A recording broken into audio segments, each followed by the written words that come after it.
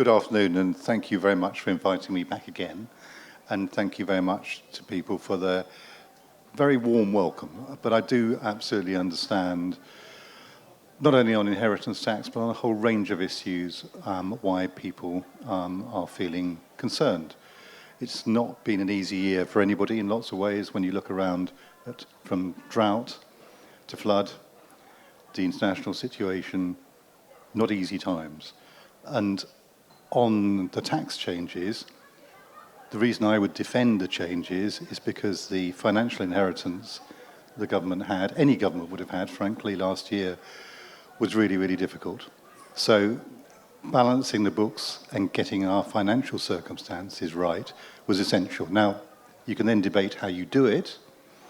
I think we all know that the current system, we know that there are people who are buying up land, not for farming and food production, but basically to take advantage of the tax system. Now, I equally know that there are some who will say that the measures that the government has introduced could have been done differently and won't necessarily achieve the desired outcome. But the Treasury is confident in its figures, and one of the things that has struck me is the complexity of ownership structures do make it very difficult to project. And that is why there is genuinely a difference of opinion about the impact that these measures will have. But I genuinely think the Chancellor needed to raise money. Okay. How much do you think it'll make? Well, the Treasury estimate is £500 million a year. £500 million a year? Yeah. DEFRA under the Tories was spending, well, 380 million in 2022, 2023, 350 million in the last figures on buying family farms.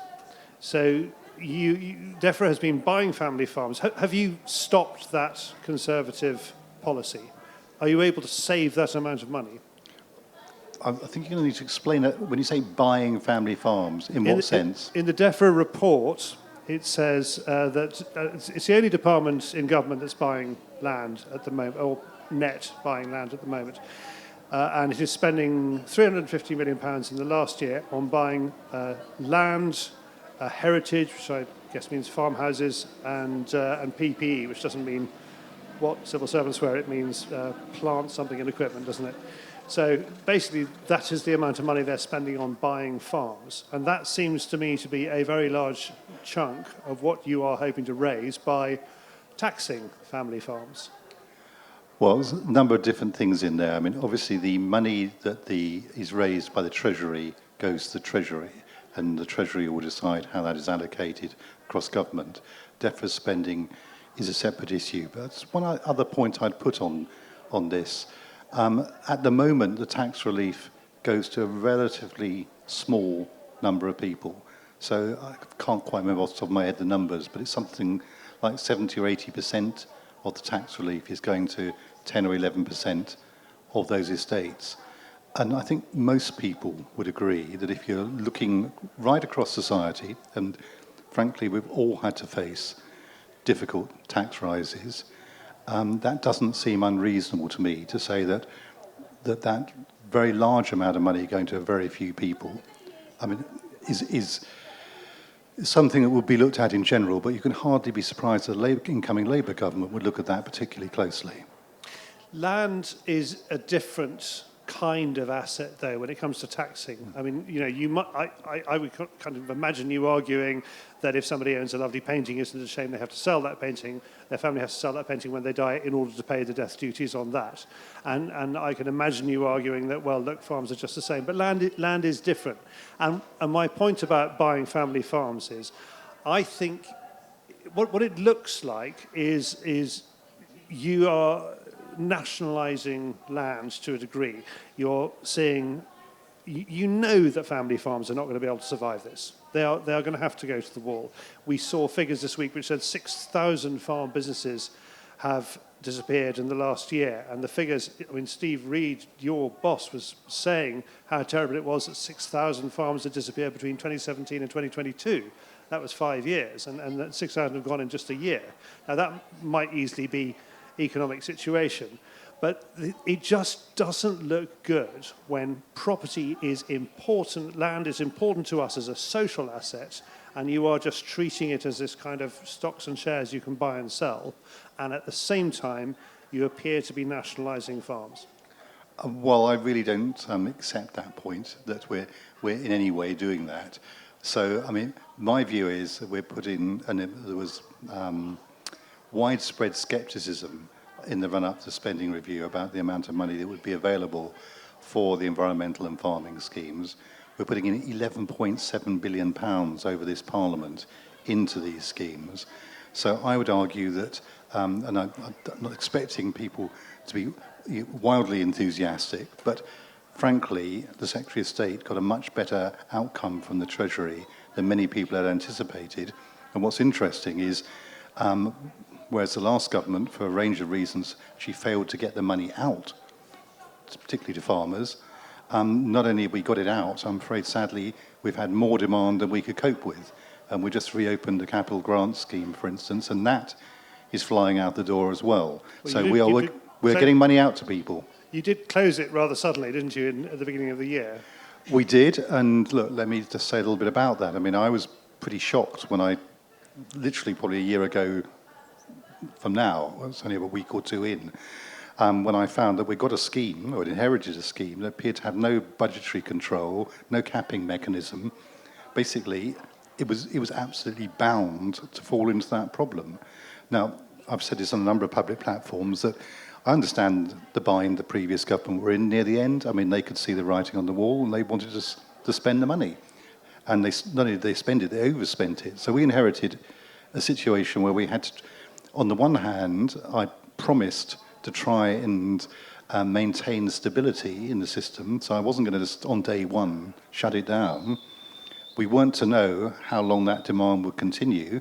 It did continue right the way through to January, February, and it came a point where the only responsible thing we could do was shut it. But I would never want to see a scheme again managed in that kind of way. So what we're saying to people now, for instance, on the capital grant scheme is, look, 50% of it has been spent. So people know that it's going to shut when it runs out.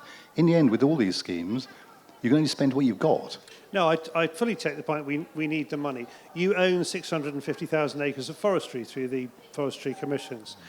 I mean, that's £4 billion, but that's what is it, 100 years, no, 10 years of, I can't do the maths, of family farm tax take, that you don't make ships out of it anymore, you don't make pit props. Why do you need all that woodland? Do you not trust the landowners to look after that?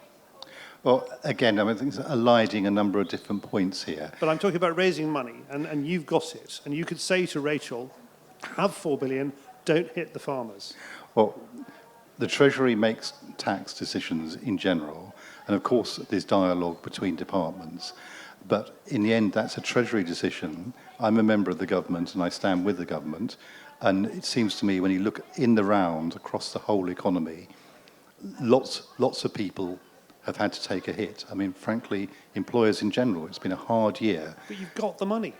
Well, you say you've got the money, but equally, just selling stuff off, I'm afraid we've seen this in the past. You just keep selling off resources. That's not really a long-term plan. Well, and this goes back to the original point. Is your long-term plan for the government to own all the land? Is that the idea? No, I don't think it's about that. I think what it's about here is the Treasury looking around, looking at things where not only can money be raised, but is also a problem to be addressed. I would say one of the biggest problems we've got in farming at the moment is that it's very hard for young people to get into farming, really difficult. And that's partly because, and it's an unintended consequence of the previous system, the advice to people was basically to farm till you drop. So we're seeing, and this is one of the difficult things around this policy, we are seeing people who are in their 80s and 90s who are faced with a very difficult situation. But I would genuinely think I'd far rather see people retiring a bit earlier and having some time, and it being possible for younger people to come into farming. That, I think, is it's not the purpose of the policy, but it will be probably one of the unintended consequences that I would welcome. Okay, well, it's an interesting way of looking at it, and all we can do is listen to your response. Let's talk about shooting. You did take us by surprise with Sustainable Farm Incentives, SFI, at the beginning of the year. You took us by surprise again with the ban on pheasant release near SPA, Special Protection Areas, which are European designated. And you, corporately, Natural England, the agencies attached to DEFRA. And this is after many shoots had ordered their birds for the following season. It seems to me that the timings within DEFRA are not working well at the moment. Well, it's two things there again. I would take issue with you, as I did in the House of Commons, about SFI being a surprise.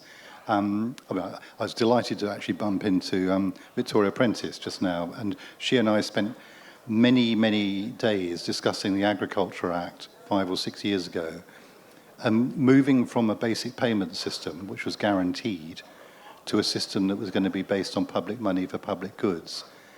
There was always going to be this question. I think it was a sleight of hand from the previous government to somehow suggest that basic payments were going to be replaced by environmental payments.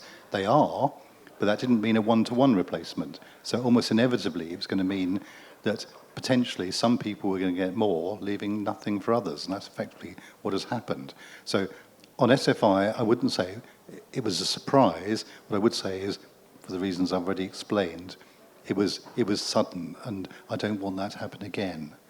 Now, on the other issue around the licenses, avian influenza is, as with some of the other issues we've been facing, a really, really difficult problem. I mean, it's been a real blow to the poultry sector. Obviously, traumatic for people in areas seeing the impact on the wild bird population. So I think it's absolutely responsible for the government to think hard about what you do in those circumstances. And that is the reason why we made that decision around those licenses. But I also, and I was talking to Christopher earlier about this, as the situation changes, then it's perfectly reasonable to revisit that. Okay, well, I mean, again, the optics don't look amazing. It looks like the people who want to who cause the end of pheasant release near SPAs are the people who want to ban shooting, not the people who want to solve the problem of avian flu. And that's it's very easy to read it like that. I'm sure you'll deny it, but that's fair enough. We could leave that one. There is another cliff edge coming up in countryside stewardship. 14,000 countryside stewardship schemes look like they're going to end in December. I mean, the 1st of January, unless you do something, unless you say something, all that good work for nature is going to get ploughed up. It is. And this is a really important discussion we're having at the moment, because part of the complexity of all of these schemes is exactly as you say. They are for particular periods of time, some, and depending upon the scheme, different lengths of time. So when people say how much is available at any one point in time, it will depend to some extent on when those schemes are coming to conclusion. The added dilemma is that the computer systems that have been in place to administer these schemes were largely designed to administer the old European schemes. And the sad truth is they need to be updated to be much more flexible. It's one of the complaints about the schemes is that they're too complicated for people at the moment. So we are introducing, and it'll probably be a collective groan at this point. I used to work in IT, so I know how difficult these things are. Which we will be introducing new systems, but there is going to be a period over the next couple of years where we need to bridge that point till the new systems come in. So we're looking very closely at what to do about these schemes that are coming to a close for exactly the reason that you say. We do not want to lose the progress that has been made. And what I would say is one of the things I've been hearing from people going around the country, and also some of the key stakeholders, is that there is real enthusiasm for the schemes. People are wanting to make the change to more nature-friendly ways of farming, but they need these schemes to be in place to enable them to make that happen economically. So you can offer the hope of certainty to get rid of this uncertainty around the corner? Well, what I can tell you is we are very much aware of that problem, but it is part of that overall difficulty to some extent we've inherited. Look, it will sound like I'm very careful not to kind of spend my whole time blaming my predecessors. I think it was a difficult thing that was undertaken. And when I talk to people internationally, which has been one of the interesting parts of the year for me, nobody else is doing this. We are in the vanguard here. A simple area-based payment, the EU cap system, had the merit of simplicity, but I think we all know that it had loads of unintended perverse consequences, and it wasn't delivering for the environment. So this is a different approach, but almost inevitably, as we develop it, it is a process of development. Okay, DEFRA is our touch point in government. It's all we've got, and there is last question. We get a feeling that you're being dumped on by the other departments. You've been given lead shot to ban. It's a health issue, principally. I know you can make the case for little birds, but it is a health issue. That's the reason to ban lead shot. You've been given the issue of trophy imports. So we have two heads from the same antelope. It was not a double-headed antelope. You're going to ban one of them. You're not going to ban the other one because it's a replica. I bet you can't tell which one it is. That's a Foreign Office matter. I mean, you're being dumped on by the Foreign Office there as well. Farm inheritance tax, you've been dumped on by the Treasury. I think I want to hear you say, no, we stand up to these people in government. My colleagues are not as bad as you're making out. It's really funny. I was asked exactly his question by Simon Hoare in the Welsh Select Committee the other day. He said, in the past, when we went into the Treasury, there was blood on the floor. And That's what we want to see. And I said, there are a number of different ways of doing politics. I quite like my colleagues. And my style of politics does not end up with blood on the floor. It actually ends up with a good outcome for the department. I know which one I'd choose, and I will do my politics differently. That's what I was elected to do. And on the lead shot issue, I think there's a lot of agreement that we need to move away from lead shot for a whole range of reasons, not just health reasons. So it's not about the health department telling us what to do. We work with our health colleagues to achieve good outcomes, and I'm absolutely delighted to work with them on that. And I'll finish. I will carry on this point, because one of the things I'm most proud of is being the Minister for Food and Food Security. And over the last few weeks, we've been able to announce that we have got an agreement with the food industry, which will be really transformational as we move away from the old junk food cycle to something much better, which is the good food cycle. And that's DEFRA leading on this, doing something which people thought was really hard to do. And Henry Dimbleby, give him huge credit, he did a lot of the groundwork, but it wasn't possible politically. It's taken a new set of politicians, led by DEFRA, to take us forward. Okay, which of those are you going to ban? One on the left, one on the right. I'm not going to go there. I'll let you tell me. Which one is it? I'm going to look. It's the one on the right is the replica, and it's cheaper than the one on the left, because the one on the left has to come with a veterinary certificate to prove it's not going to suddenly start working as a civil servant somewhere.